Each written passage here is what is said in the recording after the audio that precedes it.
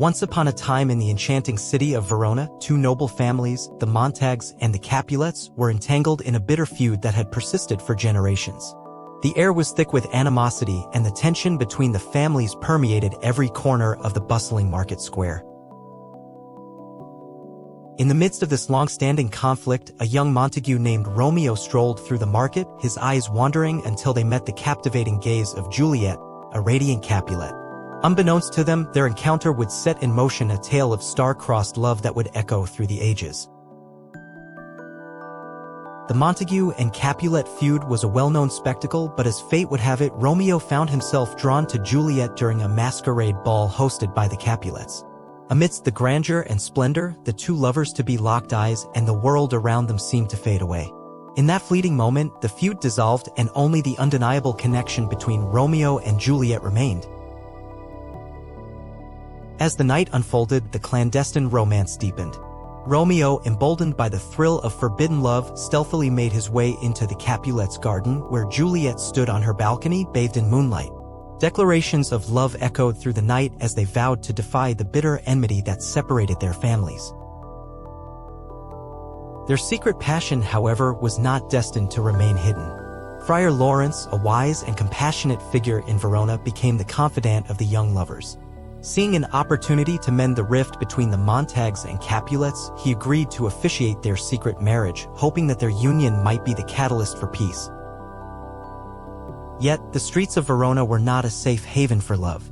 Tybalt, Juliet's fiery cousin, discovered Romeo's intrusion at the Capulet ball and challenged him to a duel. In the ensuing chaos, Mercutio, Romeo's close friend, met a tragic end, leaving both families grieving and the city in disarray. As a consequence of the brawl, Romeo was banished from Verona. The lovers, torn apart, hatched a daring plan to reunite. Friar Lawrence, ever the mediator, devised a risky strategy. Juliet would take a potion that mimicked death for 42 hours, giving her the chance to escape with Romeo once the city had calmed.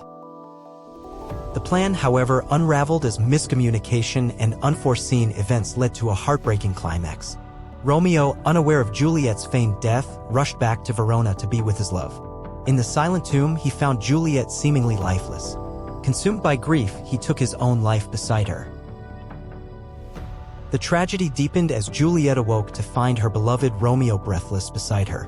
Overwhelmed by sorrow, she joined him in the afterlife, sealing the fate of two young souls bound by an unbreakable love. The news of the lovers' deaths spread through Verona like wildfire. The Montagues and Capulets, shaken by the devastating consequences of their feud, converged at the tomb.